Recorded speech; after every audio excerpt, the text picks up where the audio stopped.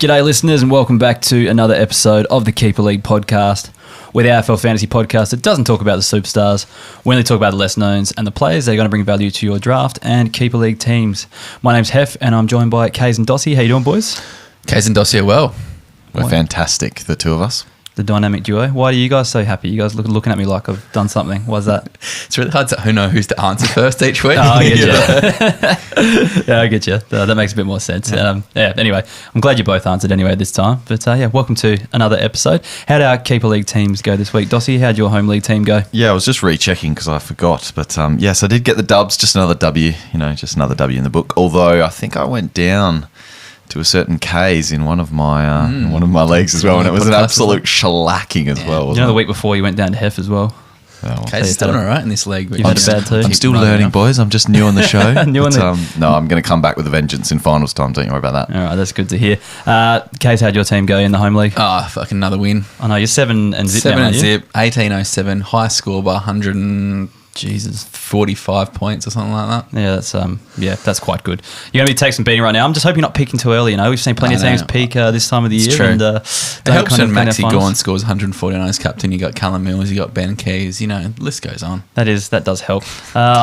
I won again. I think I'm 3 in a row, which is pretty amazing for my team. Cinderella story. Yeah, 5 and 2 I think my team is. So going all right. I have played all the bottom teams in our league though. I don't know if that's just the way it's worked out. Maybe I've just smashed them so much that's why they're bottom. Are you the commish just rigging the fixture? No, I'm not actually. So my commissioner days are long gone. I don't have the time for that. So not the commish. I did have like a reasonable. We do kind of weight our fixtures from where you finished the year before. And I finished mid-table, so I do have a reasonably good draw. So that helps a little bit. But you can only beat the teams that are in front of you. So see how it goes. Now, mate, I've got a question for you. Now, seeing as Kaes is doing so well in the Keeper League this year, what are you, 7 zip, you say? Yeah.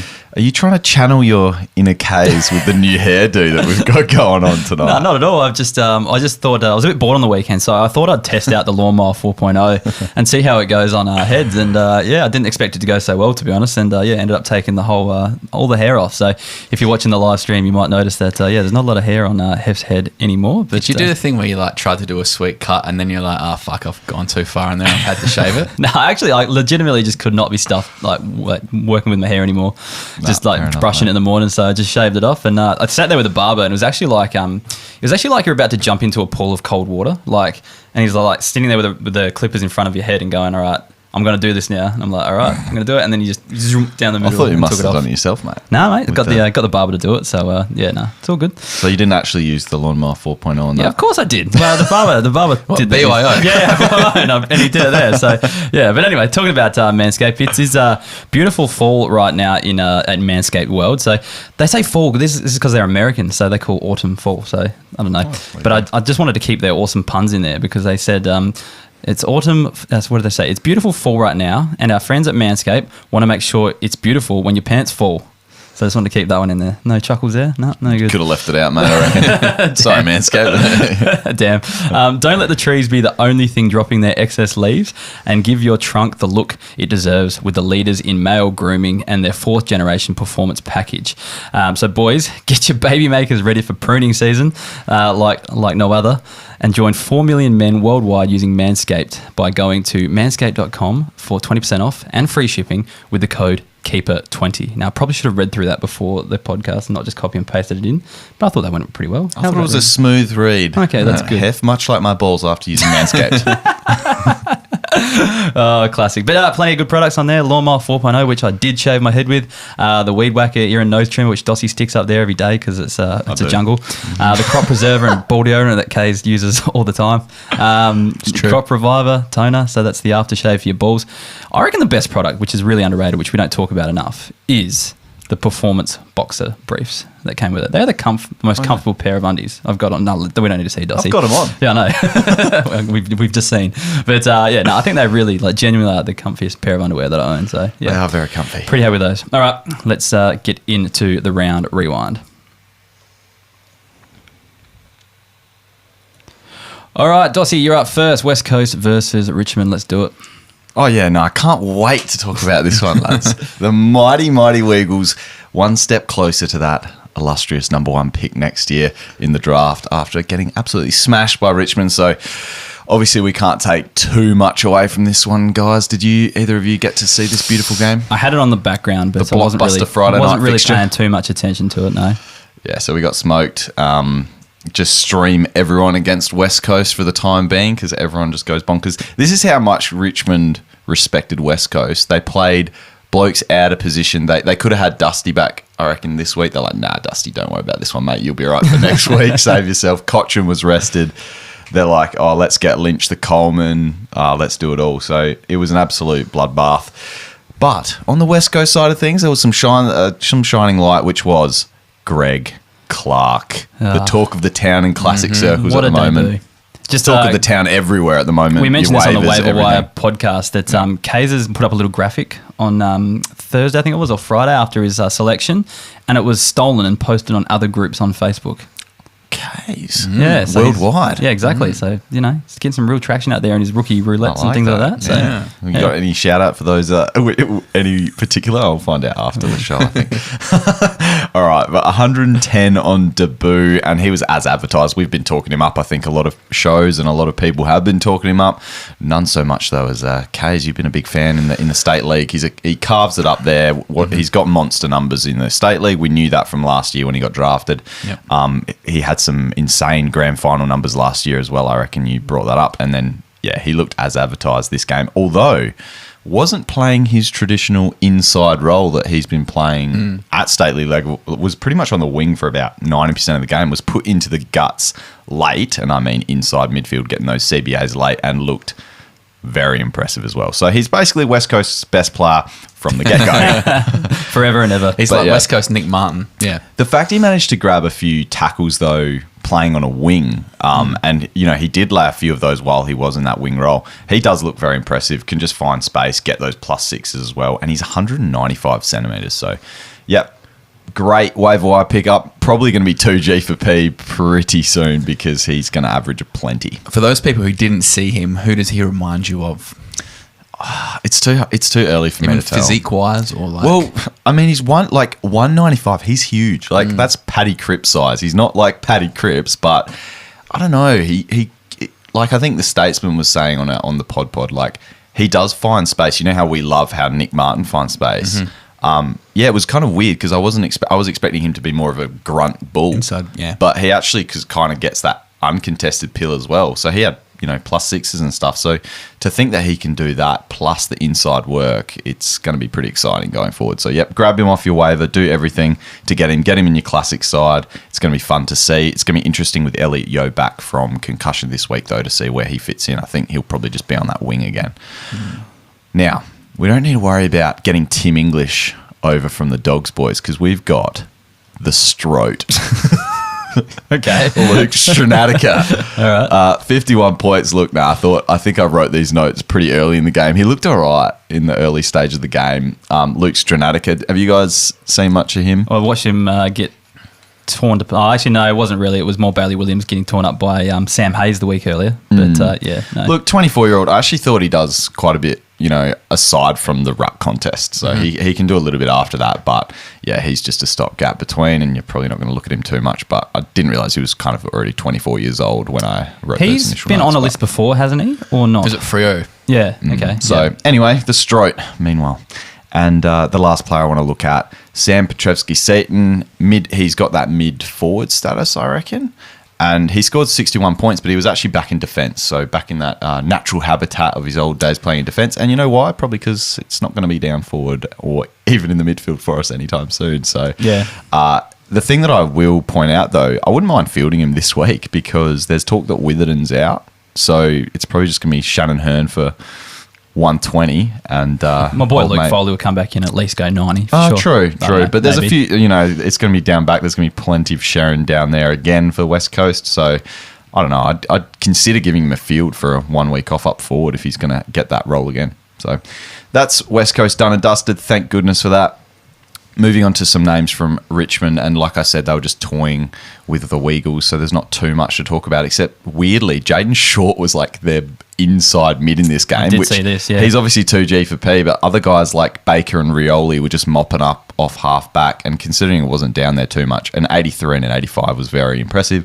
Short's probably not going to be in the midfield again, but far out, he was amazing. You wish he was there every week. I don't know if that. I think they might look at it a bit more. You know, we've seen a guy like Crisp or something. He had he could have easily, I reckon, if he didn't, put their foot off the throat a bit, he could have gone a kilometre metres gained playing in the midfield. Well, the thing is, obviously, Cochin wasn't there. Edwards is towards the back end. Dusty's 30. Presti gets injured every second week. It's not out of the realms of possibility that they do give him a few more games in there when they feel like it. I mean, just given how he played, but it is West Coast, so let's wait and see. And obviously, he's too good for the pod, but I'm looking at guys like your Bakers and Riolis. If we do see some more, if the CBAs suddenly appear every once in a while, for sure, it's definitely going to raise the stock of a Baker because he's been playing forward. So anyway, Baker's probably the one I'm looking at there. Shea Bolton, you could have bought pretty low over the past couple of weeks. He dropped a 136. Is a buy low opportunity missed, or is this just one out of the box against the Coasters? Coasters suck. Yeah, they're terrible. And they're just seem to be so easy to score against as well. So I'm just going to mention a couple more names. So RCD, he's probably no chance of actually being in this team. Yeah, I agree. I'm an owner and I'm watching him pretty closely at the moment, and he looks better than what he scores, but he took so long to get into the game, and then when he did, it was a few good things here and there, but just probably not enough to survive the tsunami of midfielders that are coming back into this side. Yeah, so they've got, like you said, they've got Dow, the best player on the team, Dusty and Cochin still to come back in, so yeah, he'll be out probably next week. Kane Lambert, who has been a keeper league favourite in the past, 78 points in limited time on ground, so that's a pretty good return, and did he get a mention on the waiver pod? I think he's still actually quite highly. I don't think people. I think either people have already picked him up, or they kind of draft him thinking that he would come back relatively early and still be a good forward. Promising debut for Maurice Rioli, but I wouldn't be spending your waivers or free agency pickups on him. He's a small forward. He scored 76, but a lot of his goals were in junk time. Really nice little player to watch, but I wouldn't be thinking he's going to score too well. And then Nathan Broad. 27 points, so he's not 2G for P, boys. Well, he confirm. Put up some good scores, but what was the catalyst, do you think, for him scoring so low? Oh, yeah, because it wasn't back there at all. But still, you can't take a 20. We can't 2G for P someone that can put up a 20. What did Nick Vlosto score in this game? He was very good. Yeah, okay. So, as well. So. Yeah, but like you said, he was deep. So yeah, okay. Yeah, fair enough. All right, we'll move on to the next game. What a great win for Fremantle down at GMHBA Stadium. But Geelong versus Fremantle. Super weird with no stadium because they're doing the renos. Is that the first game they played this year? Or it's the first game I've seen. First game you watched. Yeah, watching them out there. But Tom Hawkins is kicking it in almost into the bloody the park behind the Oval. It's quite weird. But, do you remember there was an AFL video game, and it was when the MCG was getting redone, and it legit had a torn down stand, and it was just the worst. I don't know why they even included it in the game. I definitely played that game. I can't remember which one it was, but it was so stupid. But anyway, but we'll talk about the Dockers because they were very, very good. And we'll start off with Blake Acres. Now, one of you guys brought him up last week and was actually asking whether he was 2G for P, and I definitely disagreed. I just thought, no, I want to see a bit more. But look, I have to apologise. He is definitely 2G4P. He looks hungry. He's working really, really well on that wing for the Dockers. 27 touches, kicked a really nice goal too. What I like about him, they seem to want to use him. So he's their kind of vessel moving forward. So as I said, looks really settled at the Dockers now. Really positive signs. And absolutely no reason to jump off him at all. The only reason you might want to is because he's got COVID, so we missed this week. But I'm super impressed with Blake Acres. Are you happy to G him, gentlemen? Have we already 2G'd him? No, we had the debate last week. Yeah, that's right. We didn't actually get there. Yes, absolutely happy. I've been trying to do it for weeks. Rory Lobb, another one who's got COVID. Really going well with my recaps now. So playing well, but don't play him this week. He had 71, and I really like watching Rory Lobb when he looks interested, and he was really keen to play well this game. Was really dangerous, especially up forward. Kicked 2 goals and 15 touches. Did kind of drop off as the game went on, but definitely is a key cog as to why the Dockers are playing really well. Obviously brings guys like Schultz and Switkowski into the game a lot more, and I think that's why they're scoring so well. Both of those guys had 70s on the weekend, so solid scores, but we're playing a quality opposition, and I think that might be a bit more of their level going forward as they have a few harder matchups. But Darcy Tucker was one who also stood out to me. He had 74, and he looked pretty good after an injury-plagued season. All the talk in the pre-season was that he was training the house down, and the Dockers were excited about him this year, and started to show some glimpses of why that is on the weekend. Kicked 1 goal, had 17 touches, mainly played out on the wing, actually kicked James Aish to the back line in this game. But he also had 5 CBAs as well. So a nice little bit of inside-outside mix for Darcy Tucker. So genuine utility, only played 70% time on ground too. Some room to grow there because he does have a few little fantasy assets, I think, and just needs a good solid run on it with some injuries, I think. Yeah, I've always been a little bit of a fan of the old tuck. One we talked about a lot. Tuck every once in a while. One we talked about a lot in the preseason. Probably hasn't come on as much as we thought he would this season, just because he was talked up so much to be playing in the midfield in the preseason, but hasn't quite. Yeah, well, that's yet. it. He touted himself as a midfielder. I remember there Yeah. was a couple of quotes where it was like, obviously he's got the defensive status, so it's always tempting to have a midfielder in that role. But yeah, seeing that with the low time on ground, that is pretty tempting. It's very nice. Just some Cats to talk about. Tyson Stengel, he had 87. Classic, good game from him. 3 goals, 17 touches. Look, he's actually playing really well, and I wish that the Crows are probably kicking themselves that they delisted him, because his last 3 weeks he's scored 80, 79 and 87, which is absolutely top shelf going for a small forward. But once again, he looks hungry, does everything right, does the pressure acts and the defensive stuff up forward, but is also actually really leading up well and playing a bit of a connector a lot of times. He is looking at a genuine AFL player. I did not see this coming. I think it's like a lot thanks to the Cats game plan sort of changing to that much more fast ball movement that they've got going, and then the small forwards are getting much more involved than they have in the past. But yeah, kind of reminiscent of like a Dan Butler, how that one season he kind of got on the end and was averaging like an 80. Yep. It's just so weird because I was like, I know he scored well in the preseason games too. I was just like, there's no way this is like, small forwards don't do this. And yeah, he's been amazing to field. Like you said, the last 3 weeks, barely gone under 80, just gone under 81. So that's nuts. Sean Higgins had 86 and 21 touches, but he just seems in career saver mode to me. Just looks like he's just doing those bits to maybe get on a highlight reel and that, but just tends to give up on the chase a little bit early for my like. Now, he's 84% owned in Ultimate Footy, and I think if you can sell high and there's just some coach who needs a forward or needs someone and they go, gee, Sean Higgins has been a good player for a long time, please offload him, because someone might get sucked in. Because I actually genuinely believe he's not best 22 if they get fully fit. We've still got... And even if he is, he'll have a week off at some point. But I reckon it'd be hard to get a buyer, to be honest. But you never know. You just never know with injuries and stuff out there. But I think if you can... Yeah, good point. Put it out there. Get legit forgot he existed. I saw him get a kick on the weekend. I was like, oh yeah, Sean Higgins. I remember him. I saw him on the wire in my... Because we've got shallower depth benches, and I was like, do I go there? No. And I was like, nah. I'm right.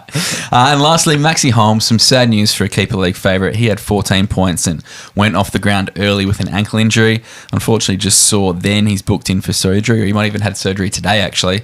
So he'll miss some time out in the game. But that means a wing role is available at the Cats. And there's a little gentleman who's only 25% owned, Dossie. Who would that be? That would be Zachy Guthrie, the so Zote. He had 65 on the weekend, and I reckon the wing just seems like an absolute glorious place for him to return and just ensure it's actually Zach Guthrie's season at Geelong. Hey, Kaes, you're the state league guy. Have you been following Sam Menegola? Has he been back playing at all? He hasn't played. Okay, so there's no chance coming in then? Well, I just was reading that article about Max Holmes, and they're like, Menegola might come back in, but he hasn't played one game of football this year. That's interesting. So I actually think Guthrie is a massive chance. The other guy who's been playing really well is Cooper Stevens. He was massively wrapped in the pre-season, and he's actually been putting up back-to-back hundreds in the VFL, so I reckon it might be out of those two. Stevens is more of an inside type, isn't he? He is, but like Maxie Holmes has been getting some CBAs, and they might just want to throw someone in there. But I reckon Guthrie on a wing actually makes a lot of sense for the Cats. The other thing they could do, which they did the week before, now I'm guessing in this one Stewart was playing in defence. He's racking it up. Yeah, so the week before... No, Stewart was on the wing again. Was he on the wing? For the first half at least. Yeah, okay. That's what I watched. Well, that's the thing I'd just do is if Stewart wasn't on the wing, I'd say he just plays more wing, and then they bring in Guthrie for the defensive. Yeah, I just remember the commentators just raving about him being on the wing. That's all. Right. Yeah, interesting. He just takes everything. He's just everywhere. Yeah. Tom Stewart, he's a fucking absolute jet. I actually underrated him until kind of this year. He's taken the next. He's on a wing. That's just interesting. From who's going to be racking up in the back line, because it was Tui the week before. Was he still impressive, or I'm just trying to look at who He was low scoring. I didn't see the game in full. I only saw about half of it. But I was getting around my boy Tyson Stengel because I've got him in Classic. So Your boy Tyson Stengel. Not my boy. You hate you hate forwards in general, and now you're It's different in Classic because he was so cheaply owned, and just not many people jumped on, but I did, and now I'm getting some really good scores out of him at the moment and some good cash. But we're not here to talk about Classic stuff. We're talking about keeper leagues here. So I think we might move on to the next game. That was the Crows versus GWS. Dossie, you're scrolling through your phone. Oh yeah, no, I'm trying to figure out who's going to benefit there. All right, let's get on to GWS, and this was another absolute clinic. You've stitched up Dossie with a fixture yet again, another blowout for me. Thanks for this, boys. I had that the week before. I legit let you choose any one of my games that you could watch, and you chose this one. Did choose this one? Was an absolute blowout, but I think they said so. Adelaide literally didn't take a mark. I think it was either the start of the fourth or like the end of the third. I think it was the start of the fourth. They took their first mark inside 50 for the game. And it was like, it was the start of the fourth quarter. That just grosses me out, just that stat alone. Yeah, so it wasn't great spectacle. But GWS basically won the game in the first like 10 minutes. I think Toby Green kicked like 4 goals in the first quarter or something. It was nuts. Anyway, but let's just talk about things that we can take out of the game, which was just looking at those CBAs again, because Leon's, he doesn't really know what he's doing and what he wants from his team, and this could change again, but it's always interesting to see. So Ash basically went from 0 centre bounces the week before, Lockie Ash, up to 23 in this game, and I was having a bit of a look at him. It wasn't a super hard tag, but he definitely was running with Laird, so he tagged Laird to a respectable 35 disposals in this game. So a what? Can you just repeat that? So Ash tagged led to a respectable 35 disposals. Okay. Yeah, great. Solid tagging there. Yeah. Well, I thought it mustn't have been a hard tag, but anyway, it looked like it was for a bit there. Not a great roll. Anyway, Tom Green had 21, Kelly 16, Taranto 15, Ward 11, and Cornelio 1. So I mean, going forward, it's just interesting to see. So Cornelio is clearly the one that's the forward. I know he's 2G for P, but he's still scoring okay, though. He is at the moment. And it's kind of good for owners because you want him to keep forward status. Yeah, that's right. So anyway, there's a few other guys that are keeper league relevant. Cooper Hamilton, who made his debut in this game. Now, I don't know if he was one of the Oracle's boys looking at those state league numbers, but he looked to me, he only scored the 64 points, but again, this was one game that was played very much in the Giants forward half. He's a little nuggety looking defender, but he's apparently got a monster tank. They were talking about how he broke the time trial record in his first week at GWS this summer. So he had 12 disposals, 5 marks, 4 tackles. That's a nice spread as well. Mm-hmm. And I think in a game where the ball was more in the back half, this guy's had a bit about him. I quite liked him. Yeah, didn't see enough of the game to really comment on it, but I'll trust you. Have a look at those highlights, boys, because, big fan. He scores at VFL level kind of around that similar kind of, wasn't setting the bottom fire, but a solid, 70, 80 kind of player. So interesting. Keep an eye. Interesting to follow them. Because the Doracle reckons he's a nice one to pick. How many names has he got, Kaes? I don't know. Yeah, it's too many, I reckon. Jesse Hogan. Jesse Hogan hasn't called himself the dote yet.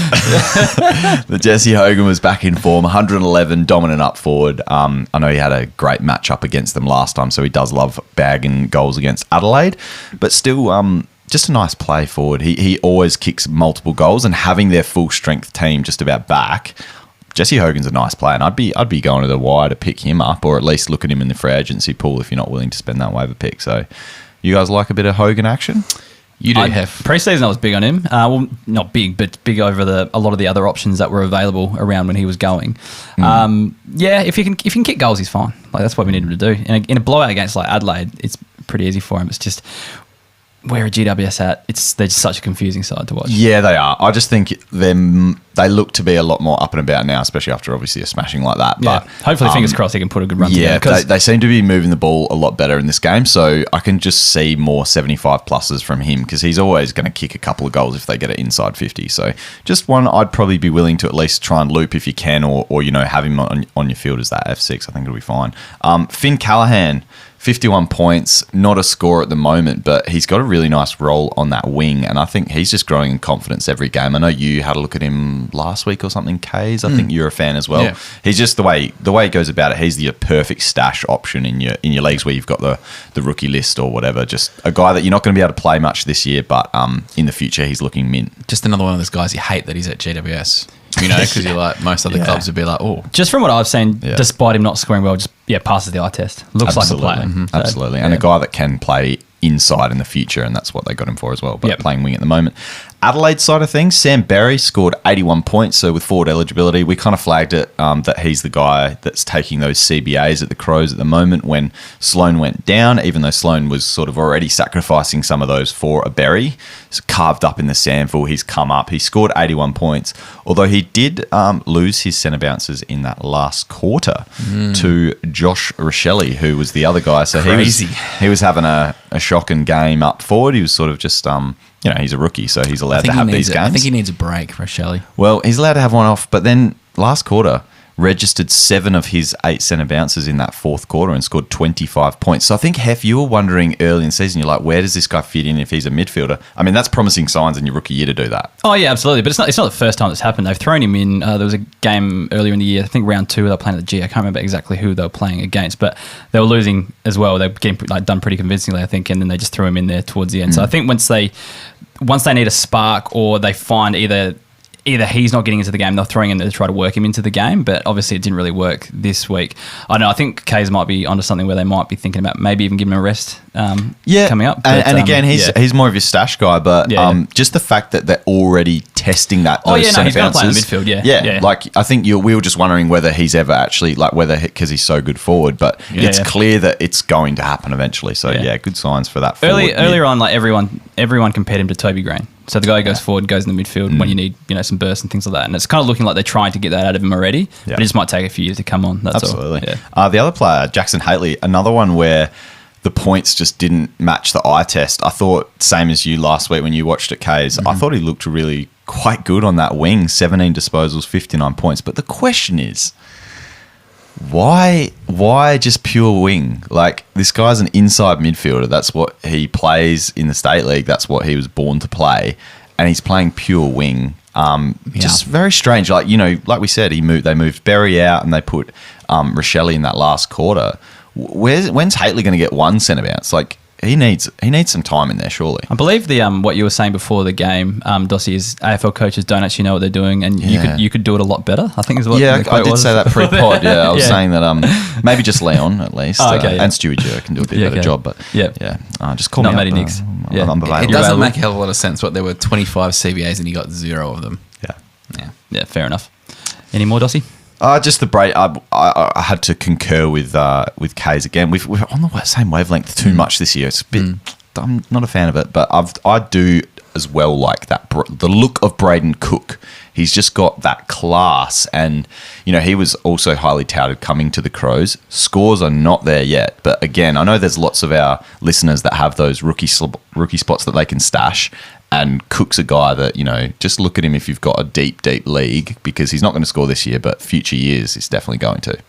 Yeah, again, another one I haven't looked at too closely, but keep an eye, mate. You can have a Crows game next week, and you can be the third to mention Cook. Don't worry, I won't start calling players goats every week and stuff like that. So me and Dos will never actually fully cross over. All right, I was getting a bit concerned there. I was wondering how far this was going to go, but no, that's good. Thanks for reassuring me there, Kaes. We'll move on to Melbourne versus Hawthorn, which is a game I had a look at. A few players that were interesting. Melbourne, there wasn't a lot to talk about. The only one that was kind of interesting that people probably had their eye on was Luke Dunstan, but he only scored 54 points. Using the midfield and a little bit up forward, and just not sure if he can score well in that midfield. Now that was a concern all pre-season, wasn't it? I streamed him 2 weeks in a row thinking magic would happen. It just didn't. Nah, it's just it's too much. There's too much depth in that midfield for him to score too well. That's the issue. Like, you're chucking in another guy on top of, we thought Harms and Jordan were going to struggle. Then you're chucking in Dunstan on top of them. It's like, it is what it is. It's just not going to work for him. I don't think he'll be a handy depth player for him, but just not going to get enough midfield time. He's Braden Proust himself. Yeah. I was going to say that. Should have gone to West Coast. Absolutely. Look, this guy's 2G4P, but Dylan Moore, he played on the wing and just absolutely racked him up. He was fucking amazing to watch. Yeah, boy. I loved it. He had 15 touches in the third. Yeah, it was nuts.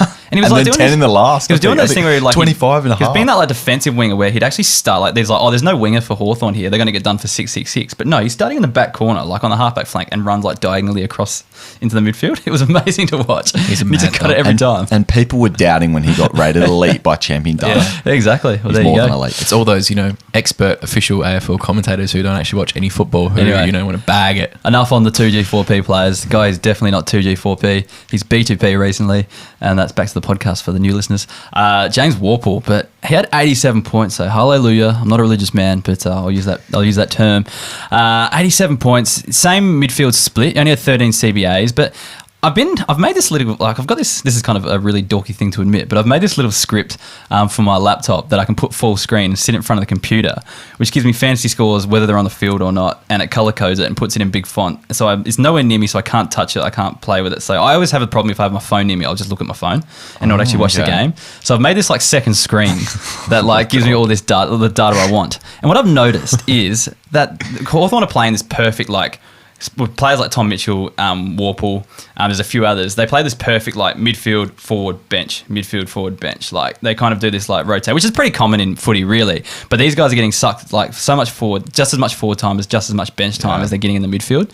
So It's the Sam Mitchell rotation. That's it, but it doesn't seem to. yeah. It doesn't. It seems to affect more players, more like the older players, more than it affecting the younger players. You know what I mean? But maybe it's just the younger players get more rest that way and they can kind of go longer. I don't know. But anyway, he just found the footy for a change. So nothing really changed in his role, but just actually found the footy and kicked a goal as well, which, later in the game, which really helped his scoring too. But he still made some pretty questionable decisions out there, like play on when he had no right to and got run down and all that sort of stuff that Warple does. So I still think he's on shaky ground selection-wise.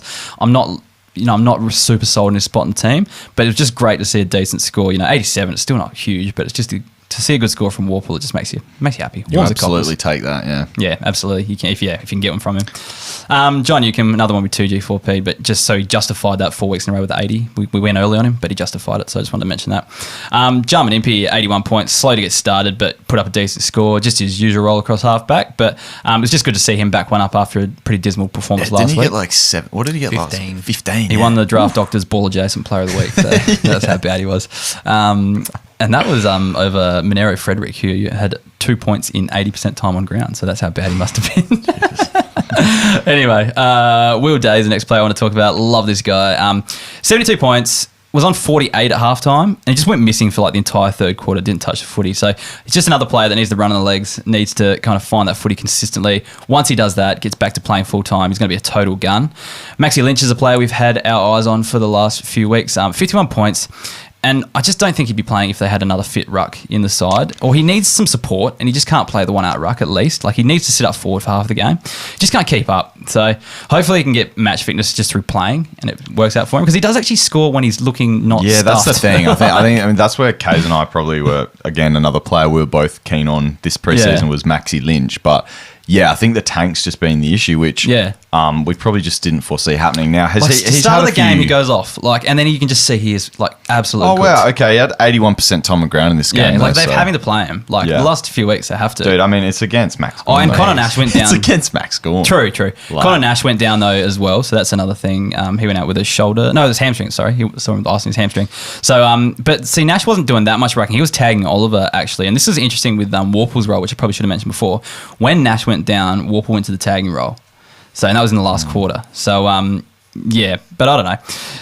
Yeah, it's a hard one. So, yeah. I reckon let's give Maxie Lynch another week. Mate, Draper versus Lynch this week's going to be mouthwatering. But he's missed. He literally didn't train for 3 weeks because of COVID and concussion. And then shit. I like the fact that like 80% time on ground. I know it's versus Just Gorn. blowing It's tough. cobwebs It's out. a tough game. So give him a week against Drapes and see how he goes. Yeah, all right. Yeah, like I'm not writing him off. Then they're going to have to play him. But I'm just saying, hopefully with a few more games, he can get that fitness up. Yeah, but fitness is key. I don't know how it's going to go. But anyway, we'll move on from that game. I'll move straight into St Kilda versus Port Adelaide. Look, there's only like 6 players in this whole game here, guys. So It's a world record. Most of them Port Adelaide players. You feeling all right? I hate this joke. But anyway, It's not a joke. Like, go through it. I've got a lot less. I go through the Port games quicker than Dossie goes through a bloody North Melbourne versus, I don't know, West Hawthorn game these days. But anyway, let's go with Nazaya Wangani Miller, 81 points. He was playing on a wing for this game. Just looks a pretty classy player. He's got a really good boot on him as well. Just listed as a fender. I liked him for, I wasn't thinking we're going to get much out of him this year, but he might actually be an option this year. If he, can get a few more runs on the wing, gets a few more kicks like he did on the weekend. 81 points. Won't sneeze at that in your defensive line. Ben Patton, one of your boys, Kaes. I think he's just super solid cover. Doesn't go big all the time, but a guy he's handy to have on your bench and just loop on if he scores like a 78 like he did on the weekend. Plays that defence. Plays a role where you should put up some good scores from time to time. So I don't mind him either. Here's a big one. Yeah. Sam Powell-Pepper. We said we'd do it. We said if he got 80 again, if he went 80 again, he'd be 2G, 4P. Press the button. Are we doing it? Yeah, I wish I let's had do a button. We used to have a sweet logo that came Just up. press the button. All right, sorry. I'll press one of these blank ones that does nothing. There we go. The whole podcast shut down. He is 2G, 4P. Sam Powell-Pepper. Great Good on him too. Yeah. Nah. In a struggling year as well, to be still performing well when he's had like a lot of... And he's not necessarily playing a And he had a ripping year last year He's as not well, playing in the but, guts. I'm pretty sure it was no CBAs again. Yeah. So He's just learned how to play that forward role. like he does, as soon as it's out of the centre square, he pushes up to the contest. Like he's that. But that's a tough role to play. Yeah. That Play sort it of well. high half forward where you roll into stoppage. Like you've got to be pretty fit to get to all and those you've got to be good stoppages around the ground. contest, which he is. So that's probably why he does it so well. Good on him. Kane Farrell, 76. Farrell, sorry. It's Farrell. 76 brother. points. Yeah, Will Farrell. 76 points. He was playing up forward, but we saw him last year playing on the wing before he got injured, playing on the wing quite a bit. And I think he will move on back into that role eventually. We did flag on the Wave Wire podcast. There's quite a few players in that role. You've got Amon. You've probably got Dersma. He's going to come back in for Demont, I think, pretty soon. You got Bergman when he's fit too, playing on there. So it's pretty hard to see where he's going. But I think he's best played on the wing. He's such a good player though. Farrell. Yeah, and such a good user of the footy. Did I see a sneaky CBA for him as well? You may have. I didn't notice it, but you may have saw it on the stats. I think I randomly just saw it, and I was looking at the beautiful keeperleaguepod.com.au at the CBA analysis. And well, that's accurate, so it's true then. Yeah. Yeah, Let's have definitely. a quick look. Then He did. Cool. One CBA. Yep. 8%. There you go. Trenton Mont had 76 points. It was his best score for Port, but as I mentioned earlier, I think Dersma is going to be taking his spot pretty soon if he keeps performing well in the SANFL. I think he backed it up after playing a quarter and a half in the AFL. I think he played SANFL on the weekend and still scored an 83. So he's fighting his way back into that spot, I'm pretty sure. And just, boys, Willem Drew, I'd hate to own this guy. Wouldn't you guys? 54 points this week. Like, if there has been more of a definition of a yo-yo player, it's Willem Drew, I reckon. Yeah, it's probably looking worse now that they've moved Rosie in there as well, because there's just one extra player, extra mouth to feed, and obviously Boak's still got to get his share every week as well. So just another player to throw into the mix, because Rosie I don't think was originally going to be in the plans for those bulk CBAs, which looks like he's going to get. So Port really have too many good players to be a 2-5 team, don't they? Good. I don't know. I really don't know. I don't know where we're at. Yeah, mate, your team sucks. Well, yeah, 2 and 5. Anyway, From the 1 and 6 boys over here. Oh yeah, I forgot about that. I've jumped off completely. I'm fucking supporting Adelaide United now. Yeah, I can see that on the I've stream. changed codes. Yeah, not even caring about footy anymore. I forgot about that. We started behind you guys, and now after 2 weeks we've had another All win our than you guys. teams suck this year. Jesus. Why are we even still watching the game? To be honest, we should really take the year off. I'll let Joss do Essendon this week. That's how much I'm off. I'm done. Luckily we've got fantasy to get us through. Let's move on to Carlton versus North Melbourne. The game that Dossie didn't want to watch, complained about it on the chat, but Heff happily took it because there was a few of his boys, I'm saying my boys, that I want to talk about. Yeah. I'm actually jealous in the end. Jack Carroll is the guy I want to talk about first up. So I wish I just spooked him on Twitter. Like I was thinking, I messaged it to you, Dossie. I'm like, why don't you want to watch this game? Jack Carroll's debuting. It's going to be sick. You did say that. But yeah, I just didn't put it publicly, so I couldn't And I victory said, lap it. Who? Couldn't victory lap it. But he's one of my rookie listers. Effectively got him at pick 400 in our home league draft. And awesome debut. 87 points, 15 kicks, 4 handballs, 8 marks, goal, all from 68% time on ground. So didn't play the last quarter really. Like I saw him once and he didn't get the footy. He was just like running around. So I didn't see him on the park much on the last quarter. So I think it's kind of he played 3 quarters flat, full tilt, and then came off for the last. But George Hewitt was out for North Melbourne. Was out for Carlton, and they're playing against North Melbourne. So these were factors that really worked in his favour. But it's really good signs for the future. I just don't know how he's going to fit with all the midfielders in there. That's all. Well, Stocker's rubbed out this week, isn't he? Isn't one of them rubbed out? So at least he should hold his spot then. Stocker's a half back flanker or back pocketer, isn't he? So what role did he play in this? So he was up forward and then had a few CBAs in there as well. So mainly forward, but then CBAs rolled through there as well. So interesting. But yeah, it was like a bit of a split.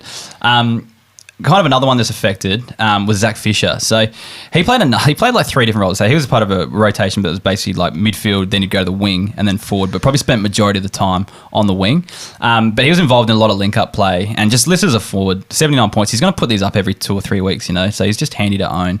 Mainly on a wing though, you reckon? Because they did move, I reckon Setterfield got dropped for this game and he's been playing a lot of wing. Well, that makes a lot more sense. Yeah, so that could be a so that maybe that's a juicy role if he change. played well there. Yeah, I didn't actually realise that happened, so good on you, Dossie, for picking that one up. Always, mate. Harry Mackay, 110 points. So he had 4 goals.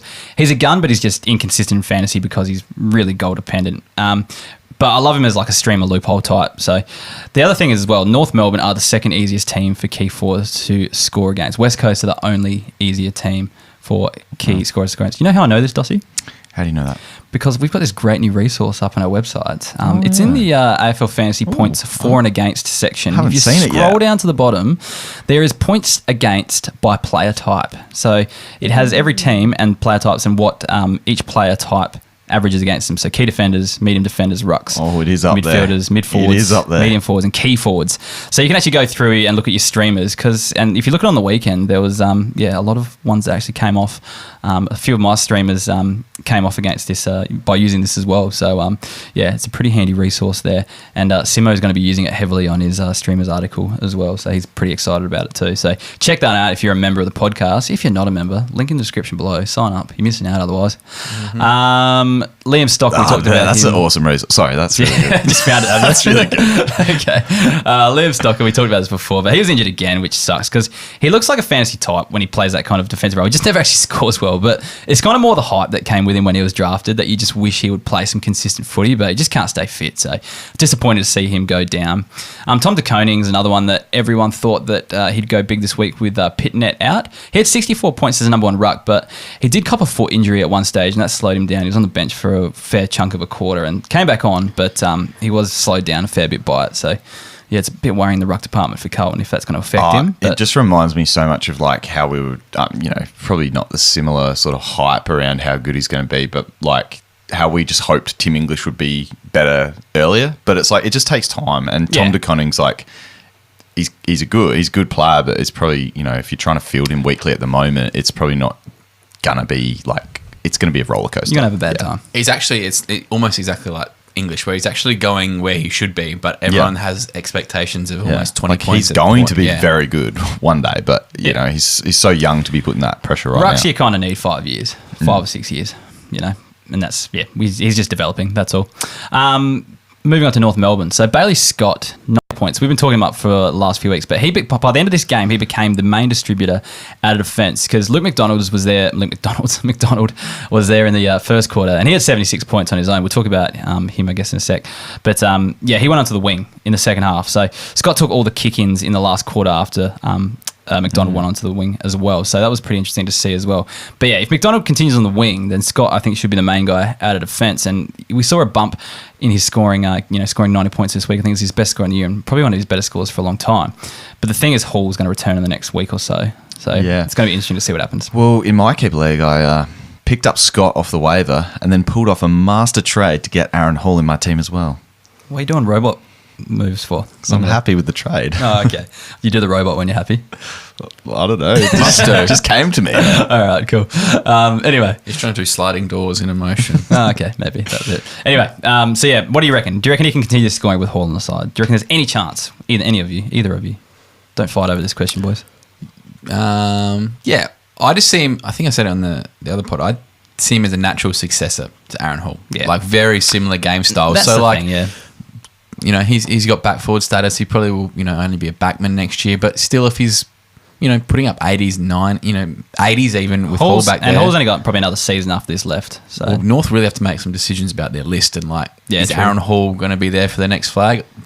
1,000% not. No, it's just he was out of contract last year and they gave him a 2-year extension. So I'm pretty sure this is going to be it for him. But again, Like, what are they going to do next year as well? Like, are they going to play him through that next year, or are they going to actually start developing some of their players and trying to win some footy? I just think whoever's in that role is going to be a scorer, just because we've seen it for 2 straight years now, of however many it is, with Zeeble, then Hall, then Zeeble and Hall, then and that's the McDonald, thing, though. We saw Zeeble and yeah. Hall score Together. reasonably well together. Yeah. Like, so, no, it's possible, especially because Zeeble's now, is he still playing forward in this game? Yeah. Well, I mean, that's fantastic news for Scott owners and guys who picked him up off the wire. And that's one I forgot to add in here. What I was going to add up. I think Zeeble had about 40-odd points. So I'll just... Anyone, hit me up if you actually... We mentioned the sell high, didn't we? Hit me up if you actually sold high on him. I want to know what you got for him. So hit me up on Twitter. But like, if you did it 3 weeks ago when we were saying it, 3 or 4 weeks ago when we were saying it, if you managed to do it, just let us know what you got for him. I want to hear it. Calum Coleman Jones, he rotated with the in a ruck forward role. He had 13 CBAs and 20 hit-outs. So I think it was around about a 60-40 split in the ruck. But yeah, he kicked a nice goal around the body, which I thought was pretty impressive for a big man. I think just over the next few weeks, they're going to be testing him out in the ruck probably more than they might use him in the future, if that makes sense. I think they might just be seeing what he can do to kind of choose between him and Cherry in there. But then I think Coleman Jones is probably naturally going to be the ruck forward type. And then in the future, Cherry's going to be the main ruck. Do you get that vibe, either of you boys? Well, it's probably because I know Cherry's contract's up this year, right? So it's probably, like you said, they're probably just going to decide, like, okay, what can we get away with one, or do we need both, or like... With Goldstein, you think retiring at the end of the year, do you think they play a ruck forward and a ruck, or just one? What do you think their go-to is? They got Larky, he's quite tall. I know they don't use him as a ruck, but... Never, if he's mobile enough, it doesn't hurt. Yeah, okay, yeah. Yeah, so, well, hopefully it's a good sign for the future. They can get that ruck forward out of him. But, yeah, it's an interesting one. But it kind of ties into the next one, Todd Goldstein. He was a B2P candidate earlier in the year. He was on your waiver wire, a lot, yeah. Well, I picked him up. I'm trying to pick him up this week. Hope your on the download. League mates aren't listening. But look, he did a lot of ruck work in Cherry's absence. So he had 96 points with his 36 hit-outs in there. So listed as a forward now, I believe. Yeah, he's going to be a solid month stream, or solid month play on field while Cherry's out, because, like you said, I don't think they're going to really roll Coleman Jones pure ruck. He's not like Cherry's like a pure ruck, even though he does do it at the VFL level. I think they're trying to make him more of that forward ruck, like he's saying. So I don't know. Anyway, interesting. That's it for me. Let's move on to some of the Sunday games. Kaes, you had Collingwood versus Gold Coast. I did. Got to start off with Darcy Cameron, 107 points from him. Now, in the pre-season, I actually thought there could be some value in Darcy Cameron ownership, not because the Oracle could predict that Grundy would have a season-ending injury, but more the fact that they needed to have someone as that second ruckman. Now that they traded Tom Lynch to the Max Lynch to the Hawks, so they needed someone there, and at times Cameron has shown some fantasy ability. So he actually had 15 hit-outs on the weekend, and I think he might be the guy going forward for the next few months. Like, the good thing is about Cameron, he's also really good around the ground. Like, he kicked 2 goals, 16 touches, 5 tackles. Now, he had 19 CBAs compared to Aiden Begg, who had 16, who they brought in as the ruckman. Now, Darcy Cameron's only 61% owned, so if you can, I reckon he is worth picking up off the waiver wire if he's still there, because it may not be 107 points each week, but it's going to be pretty bloody good, because their other options are Begg or Mason Cox, and I don't think either of them are going to be, first ruckman as such, or are they going to be very good scorers? So I reckon it's chips in on Darcy Cameron at the moment. I do want to touch on Aiden Begg. He had 64, and it wasn't the worst debut at all. He's really good around the ground. But the funny thing is, I happened to have the Sunday Footy Show on Sunday morning, and they interviewed Justin Lepich, and they were like, "Why didn't you bring in Mason Cox? Why did you bring in this Aiden Begg guy?" And he's like, "Oh, well, Aiden Begg's like a proper ruckman." Anyway, he had 2 hit-outs for the day. Yeah. So I was just like, that doesn't make any sense. So, they won on the weekend, but they're going to have some tough matchups coming up. I think he's out. Cox has to come in. They need a bit more reliability, I think. And Cox kicked 3 goals, I think, on the weekend for the Pies. So I think there's some promising signs there, but I just don't think it's the right time for him to kind of make that step. Did you see his time on ground, though? No, I didn't. So he had 15 touches, as like we said, a big ruckman. 15 touches. I think it was like 50% time on ground. Yeah. So his around the ground stuff was great. It was just like, if they're bringing him in to be a ruckman, he's not a ruckman just yet. I know he's playing Jared Witts. Some Pies nuffies. I saw it on Twitter. I can't remember who tweeted it, but it was like something about calling him Luke Jackson Jr. Big call. Getting up and about already. But the big guy with some good ground I'll ball. just double check his tog, because I think I was kind of looking at him and I'm like, oh, he only scored 60, whatever. Yeah, 55% time on ground. Yeah. So, I mean, that's really good signs for 3 clearances as well. So, But all the Pies are still a pretty good side. I just don't think they're going to carry him if they can avoid it. I was saying Witsy's also got to remember, though, like rucking against Witsy, that's a tough matchup for I think to Wits get had hit-outs. Wits had like 40 or 50 hit-outs or Yeah. something ridiculous. Jack Ginnivan has to be talked about. He had 70 points, and I think it's going to be a great fun ride for owners like me over his career. He's legit. He's actually an elite small forward, I reckon. I just hope he maintains that hunger because, you kind of feel like a player like him can kind of come in and out of the game, but hopefully he's always in, and I reckon he's going to be one of those great forwards that's a genuine forward who can put up some regular numbers if he can maintain this intensity around the footy. And just good to note, Tyler Brown had 15 CBAs and had a massive game. Oh, that's right, he didn't. He had 8 touches and 49 points. So the myth of CBAs being a good correlation for points has once again been busted by Sherlock. One player. One outlier of the week. I can give you another one. It's Alex Davies. He had 13 CBAs and scored 54 All right, points. Kaes, let me explain this to you. The reason we look for CBAs, right, is not for those dud midfielders that get 15 each week and don't score. It's when your forwards and your defenders start going in there and they start seeing the bump. You just cherry pick any bad score you cherry pick. You don't look at Noah Anderson, Miller, who just brained it. If some people on Twitter, I won't name names, want to cherry pick the other way, I'll cherry pick my way. It's not the CBA itself, it's the change in CBAs. If you're getting more CBAs than you usually are, then you're generally seeing an increase. Mentioned Darcy Cameron. Is he relevant as a forward? Yes, actually. Yeah, well, he had more CBAs. There you go. Is he relevant? What was his scores before this week? Exactly. Like 70 average, I don't know. Oh, was he? You want to double check that? I'd have to check the stats. You want to double check that one? But let's all talk about something we can agree on, and it's sacking Stuart Dew. Are we? I think we all can agree CBAs. You're just in denial. But anyway. No, we can't. But let's baby steps. We'll sack Stuart Dew first. Let's move on. Just some things, Stuart. Please. #free Luco. Get him around the ball. Get him on a wing. Get him anywhere that's not in the forward line. Where was he? Oh, forward line again. So he started forward, and then they kind of realised that Mabior Chol and Levi Casbolt aren't actually horrible, big men. And they kind of moved. I think Lukosius even took a kick out in the end from the back line. So. Just get him back to half back or get him on a wing. You're not playing Jeremy Shark. They've got to play in the Whitfield role. Wherever the ball is, just put him. Because his use is elite of the highest level. So hopefully they can free him. Please play Jeremy Sharp and unleash Alex Davies. I want to see what he can do. Look, Cho and Casbolt, they've both had some pretty crap games. They had a good game on the weekend, kicked 3 and 4 goals respectively. I hope it's good news for Lukosius owners that they put their hands up and, said, yeah, we can play this role. I don't know about the Gold Coast, though. It's just, they're a bit of a lost cause. And, I just want to talk about Alex Davies. He looks good. Take a breath. It's all right. You got that. I'm too wound up about that. Stupid CBAs. He looks really good. And I know you're high on him, Doss. You always talk about him. But once again, he's butchering Braden Fiorini's role. He's not playing guys in positions where they should be. I'd just love to see him get a proper crack. He had 13 CBAs, but only played 62% time on ground. His time on ground numbers are ridiculously low. Well, I've just got him as that breakout for next year. I think, he's still just...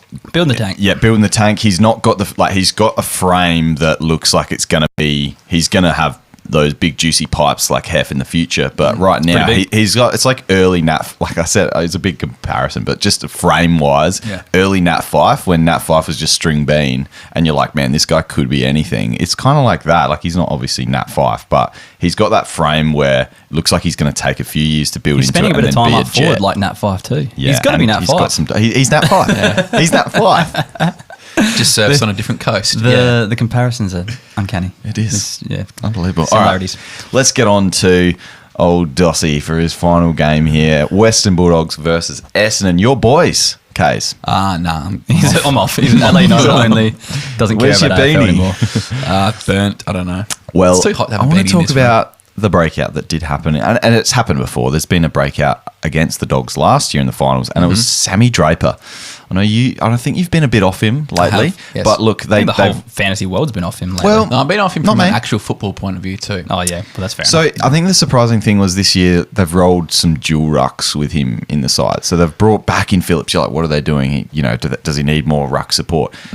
Rucked solo in this one, 78 points. He obviously does love playing the Dogs though, but I just think he's just coming into his own now, and he actually, like 78 points for me was a bit unders for how impressive he was. He was doing everything on the ground. Yes, he doesn't have the prettiest kick in the world going around, but he's I wouldn't say thirst, Kaes, but I might say he's got that hunger like you like. Does he? He does. He I'd loves say, that hunger for the contest. I'd say you feel worse when you're hungry as opposed to just thirsty. He's hungry. And I want to talk about Jack Caldwell quickly. 67 points. He's such a worry for owners, but some shining light at the end of the tunnel in this one. He had 10 CBAs in the second half after only getting 3 in the first. And what the weird thing was, Shield came on at halftime. So you're like, oh, Shield's coming on. I was like, oh no, he's not going to get any centre bounces here. He had more in the second half than the first, and the one that lost out was Stringer, who had 10 all in the first half and then just played purely as a forward in the second half. So I'm just thinking they might give him a crack in the guts this week. It's sort of your last-ditch attempt for owners, I think, to consider him fieldable this year, and unless things change. But he's got the Hawks on deck this week. And if we look at our AFL Fantasy points for and against, the Hawks by far are the easiest midfield to score against. So they're 92 points on average for midfielders. So. Tell me Essendon might get a win this week? No. Okay. God, no. No, but Caldwell might have a Dylan nice Moore will score. beat the Bombers by himself. He will. Is that good? Interesting to watch if Stringer actually does lose his CBAs a bit more permanently too, which would mean we saw his scoring correlate pretty well with getting more. So that'll be interesting if they just stick with that or if they just buggered him off because they were getting spanked. Tommy Cutler, 87 points on the wing. He had a solid game, kicked a couple of goals. Do you have any interest in Tommy Cutler as an Essendon man? I do. You used to love him. I used to love him. I think he's a fantastic fantasy scorer. But once again, if it was between him and Nick Martin or something on a wing, I'd rather be playing Martin. And I know Cox is down. We've got a real mishmash team going on at the moment. I think he's more than solid. Like he doesn't really put in too many bad games. Blake Akery, but Very much so. Before we 2G for Pete, Blake Acres. Just before. Yeah. But no, Tommy Cutts, he's always been that kind of fantasy favourite. I kind of didn't get a bit of the criticism against him. I saw some hate out there for Tommy Cutts, but in this game in particular, I thought he played quite well. I have no issues with Tommy Cutler at all. Yeah. Moving on, though, I think he's just a loophole option because of that midfield status 100%. only, though. Yeah. Nick Martin now, guys, 91 points. I've written here 2G for P, but it ain't for the usual status. Oh, what does it mean, Dossie? 2 GOAT for pod. Oh, God, another one. How many goats? That's the only one I can agree with you on here. He's our best player.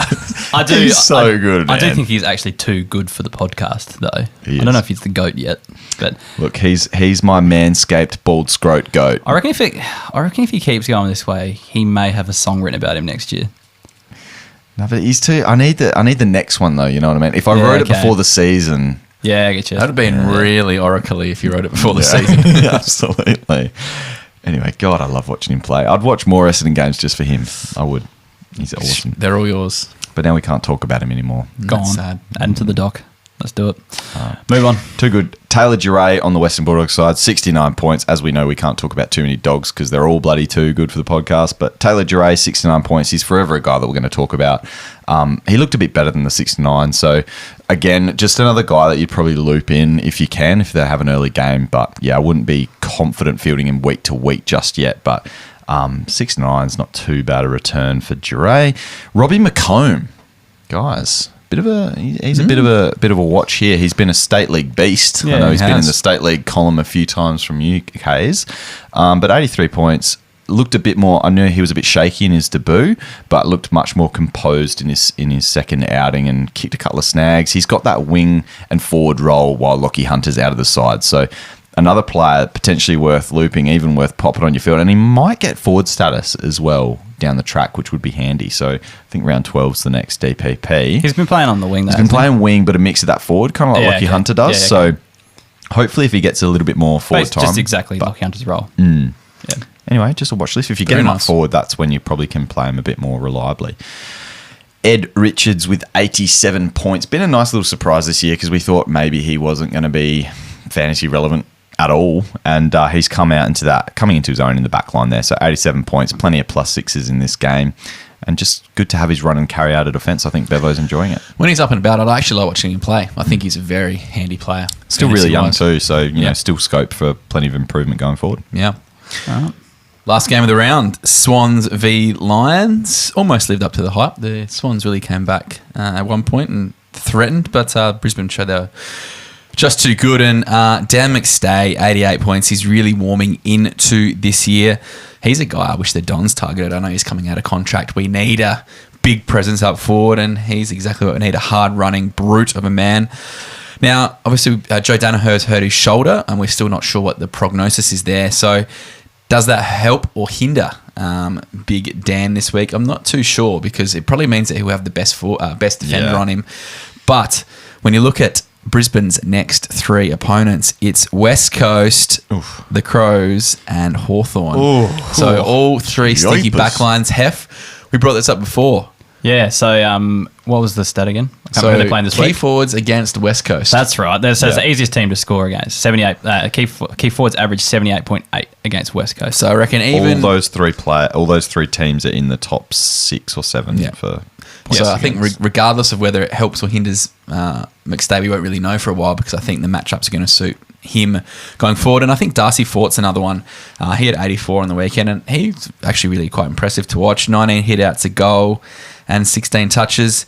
He's another one who might have his role altered, might play a bit more permanent forward as opposed to a 50-50 split, which he's been doing with Omac. But I think once again with those upcoming fixtures, he's going to be more than fine in the weeks to come. Now, Cam Rayner, he had 65, and I think if you ever want to watch a player who will be very good at real football but never really fantasy relevant, I think it's Cam Rayner. Like, he does some great stuff. His overhead marking is honestly the best, I reckon, for a small to medium guy I've seen at the moment. I watched a few Brisbane games of late, and his hands above his head are absolutely immaculate. Granted, he had to go and play a bit more key forward after Danaher went down the second half, but he kicked 3 goals, but really 20 of his 65 points came from score or actual goals, or goals and behinds. So he kicked 3 too. So I want a bit more, but I understand that it was a bit, he's still getting back into it after a knee recon. Yeah. But, like, you were super high on him in the preseason. I was, but I wanted a 70 average, but I'm currently getting a 54. Yeah, but I don't think that you're ever going to get a 100 average, or you're never going to get a 90. Like, he might be one of those pretty okay forwards, but I don't know. The thing I'd say, because he's still 21, 22, right? So you look at this is looking far into the future. I'm not expecting much soon, but you look at when Neil, Lyons, Zorko are all gone in 3 years, even within maybe 2 when they've kind of staying tail off, you're going to get someone's going to have to move in there, and they're already trying to blood him to be that next guy. I think as well with Rayner, he scored 82 last week,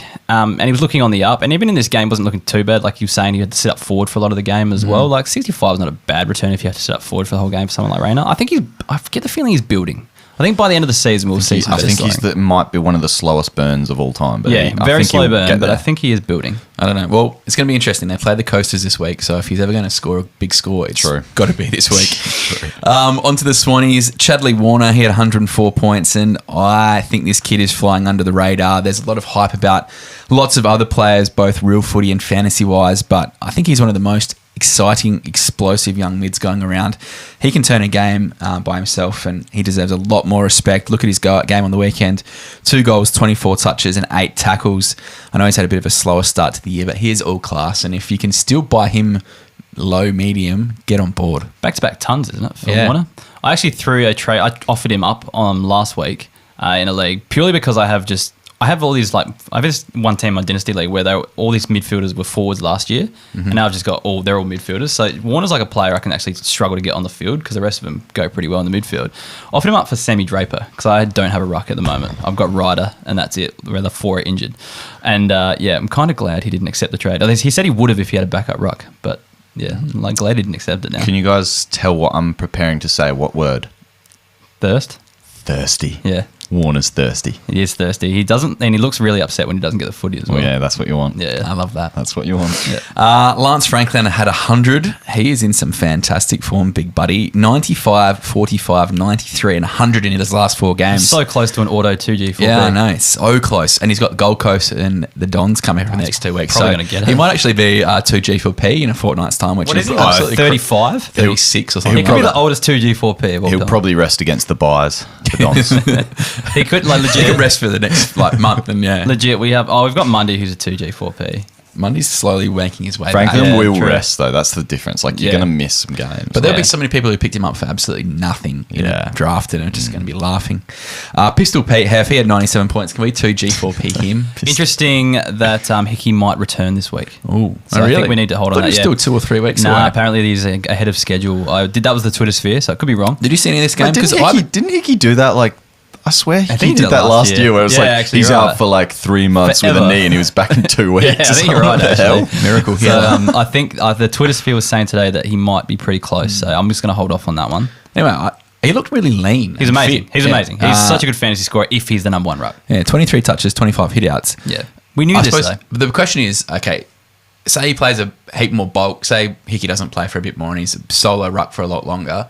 If he loses forward status next year, does that really hinder his keepability? No, because he's going to score, he scores best And he's as a going to ruck. be the number one ruck. And he will be the number one ruck. So Heff's back on. I remember Heff pre-season. he was jumping off quicker than- No, No, I saw him down having a party. No, he's a party animal, mate. That's what Heff saw him out at the club and he's like, I'm did. off. Dane D-list. Swan partied probably before he went to the game and he was one of the greatest in fairness, scorers. he was dropped for the first 3 weeks, which is and wasn't. All the media was saying that he's not fit enough, he's not ready to go.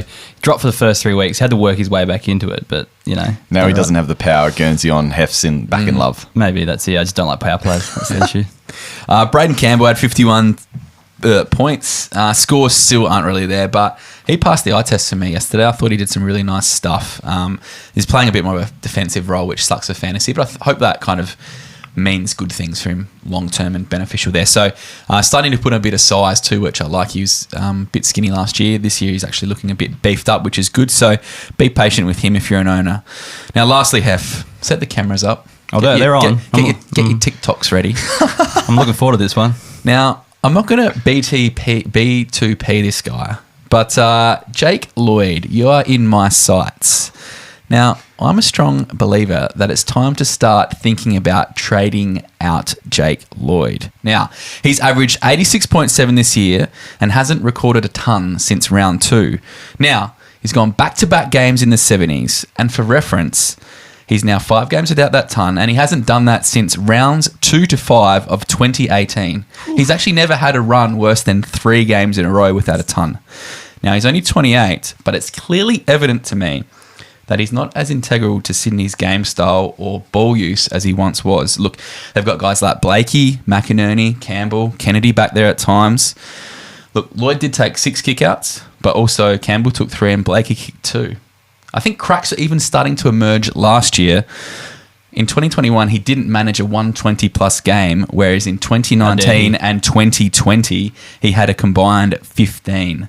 The changing of the guard is here. Jump off while you can. Trade him while he has value. Jake Lloyd, you're a Gonski. If Kaes doesn't truly believe something when he writes an essay in the show doc about it to try to convince himself, I reckon. But look, I do agree that he's not probably going to reach the heights as he once had, but he's still going to be a 90 average defender. Now, 2 of these weeks where he scored lowly, I think he scored like a 91 and like an 84 or something like that, 2 weeks in a row. So he's gone back-to-back 70s. Yeah, it sucked. But Sydney haven't played well in the last 2 weeks either. The 2 weeks before that, there was only 6 kick-ins in total for Sydney to take in those 2 weeks, and he still went like 90s and 80s. So if he was actually taking kick-ins in those games, if there was actually points kicked against them, he would have had hundreds in those games. So I'm not too concerned just yet. Yes, he's had a lean 2 weeks, but he's not just the main as likely ball user anymore. I know, that's what I'm saying. I don't think he's going to be 100 plus average anymore. I'm not but saying he's going to be a 90. He's going to be a 90. Sure, 90 kind of but people haven't drafted him as that. Oh no, but there's lots of players you could talk about in the whole league. People have drafted high this year, and If you can get the return of somebody that thinks he's going to be, this is what you're saying though, right? You're just not saying trade see high. you later, but if you can get a return of someone that you think is going to be Yes. like a 100, 105, I don't know, in Midfielder another or something. position or Yeah, whatever. yeah. I'm not totally against it because there's so many more mouths to feed back there now. You got, like you said, Nick Blakey's just come up and he's had actually a quiet little patch from a scoring perspective, but he's still another user that they want to get the ball. Those guys in aren't the taking hands. points off him. And Yeah. then Campbell, Campbell's role going forward isn't going to diminish; it's only going to get more. So. Oracle, I see your point. I'm not. is what I mean. I'm not saying he's back to pod Yeah, and look, he's cracks completely are cactus. starting to emerge. I'm just saying, if you can get a very good player Yeah, in if someone return was for going to come someone to who me, wants to wasn't be a good I'll do return it. still But I there, don't but think yeah. I don't think I'm going to get that. That's all. So I don't know. You'd be surprised. yeah, anyway, no, I think, like I said, a standby, I think it'd be a 90 average defender. So Anyway, it'd be fun.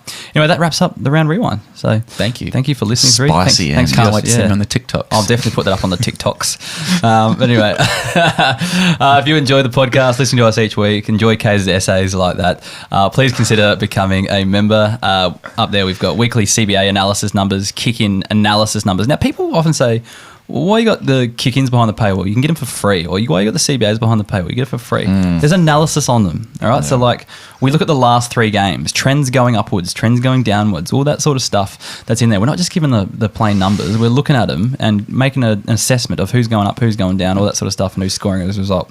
But yeah, we've also got the scores for and against with the new resource, the scores against by player type. Ooh, yeah. Dossie's just frothing over. He hasn't got off of it. He's that on his screen the whole time. That is one that would be killer for like draft stars and shit like that. Yeah, absolutely. Like if you're doing that and you want to make money off it, geez, get on board. And that. yeah, streamers as well, like choosing who to play against what players. So yeah. So that's another resource that's up there too.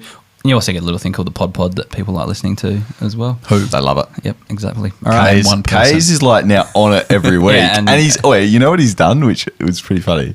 He's now putting his own Twitter handle in his speech. So he does a 1-minute recorded segment on it on the Pod Yep. that we do. And he's shouting out his own Twitter handle. Oh, awesome. Do you want to know what happened? So, okay, you go. So Dos goes, I've made this sweet little like intro for you. Have you listened to it? And I said, no, I forgot. Anyway, I listened to last week's pod, like just to see, get it. Anyway. For the first time. For the first time.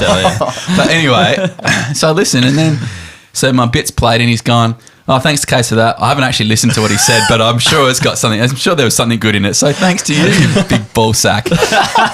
Manscaped ball sack right there.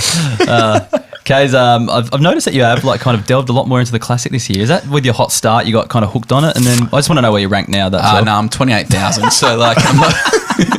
I'm crashing about it. But I've always said that my strength is never actually the game. I know a lot about the state leagues and the rookies, and that's all I really tweet about. Maybe you should get into in that area. Sandful fantasy. You'd be so you would have brought Greg Clark straight in last week. Yeah, absolutely you would have because you're a fantasy. No, because I listened to dickheads like Heff and he talked me out of it. Oh no, like you got to get. That was not me. We're not talking about classic. Enough classic on this fucking podcast. That gave you that advice. I did agree with it, but I didn't give it to you. But anyway. Gold members, thank you to Cameron, Lester, William Yunkin, Daniel Schmidt, Alex Fugelslang. That was my favourite gold member name to say. No bias to the other gold members, but just as a name to say. It's a good one. Alex Fugelslang. Joe Sullivan, Michael Berard, Jamie Mott, Scott Pitway, Jake Miller, and James Van Balen. Thank you to those gold members. We read 10 out each week. If you want your name read out, sign up as a gold member. Hit the link below in the description. Sign up, and you'll have your name up on the podcast. Anyway, we had another review this week. So we had a couple lean weeks where we didn't get any reviews. So we put the call out, and a few listeners have come to the foray with that. Magic. So, Dossie, let's have you read this one out this week. The podcast review from JT374839. All right, the pinnacle of fantasy football potties, according to JT374839.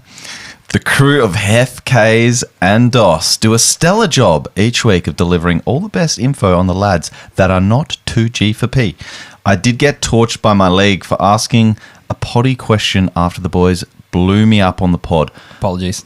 But I certainly don't hold that against them. Okay. Absolutely essential listening if you're in any keeper or deep draft leagues. Great bands and solid analysis. Up the trudge. Yeah, Hashtag boy oh boy bowee. Dossie, was this your burner? Is it your I wish it was. It was the first time I've read it. Up the trudge. Is that Kaes? There's 2 Dossisms in there. Yeah. Oh, do we have Trudge Watch this week? Yeah, we got Trudge Watch. Don't worry. I was getting is that into coming Heff. up? I usually do that one. Heff does his, little plugged sign up and all that kind of crap. Okay, cool. The Trudge was a bit quieter this week. There was a guy called Patrick Dow who did turn up in this game.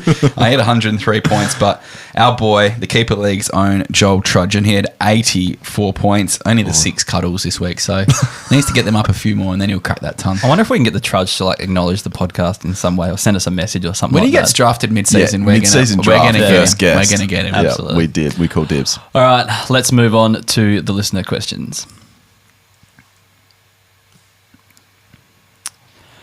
First one of the night comes from Bego9880. What should you do with players like Fiorini and Luco? They're playing really average footy in even more average position. Thanks, boys. Let's just do hold or sell. Fiorini, hold, sell. Cold. Sell for me if you can get anything for You him. can't, like, why would you sell him at the lowest? He's a fantasy star in the true. right Yeah, role. no, And fair if point. you're When's selling his him contract now, up? Yeah, that's what you want when we want you him to leave or can't get sell traded. at the lowest point. True. But, Loco, you're holding as well, right? Just hoping Holding. he plays. I think I I'm genuinely buying believe Loco. I Yeah, genuinely buy believe that Luco will get a role soon because the pitchfork's going to come out for him if he doesn't start. Pitchfork's come out for June. the other not for players Luco. dropped on the wire in my league and hasn't even been picked up. Seems to be a few good Will players. in your Powell. Yeah, right. Interesting. He got injured, didn't he? He's not. Yeah, he got injured. He's not. He did, but he's also been Yeah, very I know he's been underwhelming. putrid, Rubbish. but it's not like he was dropped or anything like that. Yeah, but he's been like not fielding fieldable score, not playing Yeah. fieldable scores. So your league's really shallow though, It isn't is it? You shallow. can't stash. Yeah, yeah, that's the issue. At Mum's Lasagna, Sam Hayes chat. His tank is the problem. Looked gassed on the weekend. What can he average for the rest of the year? Now did look gassed, but it was the most humid conditions I'll ever play in on the weekend. It was so slippery and wet. So, but I do agree. I don't think he's going to be a huge scorer. I think he gets most of his points from hit outs. Doesn't do a lot around the ground. For the rest of the year, I reckon if everything goes to plan, he might average 60. But I think it's probably more around the 50 range. What do you reckon, Kaes? I'd have to actually check, but from memory, his sample scores Sample last scorings year are high. aren't. No, but it's not dominant. Not huge. Like it was, but it they're was all like right. an I think it was 85 an- kind of average. yeah. I think it was 80, But a lot of 88 or something. he'd always have 40 hit outs kind Yeah, of thing. there you go. Whereas, like you look at some of those guys in the VFL who are dominating, like they'd have 120 and Yeah. have 50 hit outs. So they're getting a lot more possessions, I think he can lay a hug, can't he? Like If he can get near it, yeah. but, So yeah. that's kind of if it's like a congested game, I The think adjustment that's to where the speed of the games would be tough for a second game ruckman too. So Yeah. probably take that into consideration. I'm about 2 seconds away from actually getting his last year's fantasy. I literally 85, reckon it was I reckon. 88. Nah, yeah. I think so I looked that it was up the other last day one. and it was 88. I'm going to say 87, yeah, 87.4. Close Dossie. You So win. average 87 last year. Did he put up any big scores? No, like he just tons up on his big games. And that's he's not about it, a so- massive score. Like he's great classic, Yeah. but he's not necessarily a. Yeah, I reckon probably somewhere between 50 and 60 is probably going to be his average this year. But might be bigger in future. At Richard Eliadis asks, what do you think Rao's ceiling is this year and moving forward? So let's just ignore his average right now because of his low games. What does he average from here on, do you think? He scored kind of back-to-back 80s. Yeah. I reckon it's going to be around that 85 I think it's around mark. that. Yeah. I think if you can get a 90 average, I think you'd be happy. I just hope I'm more than happy to own him as an owner if he's not putting up 60s and shit like that. Like if he's going to score me an 85 each week, sweet. He can be my M6, M7 because you kind of have that hope that he's going to go bigger next year or something like that with another year in the belt. I just want to get rid of those trash scores. I just hope the game plan changes because, like every Sun right now, I mean, there's some relevancy coming back, but the game plan compared to previous years is just like the issue less is Matt relevant. Rao doesn't take marks.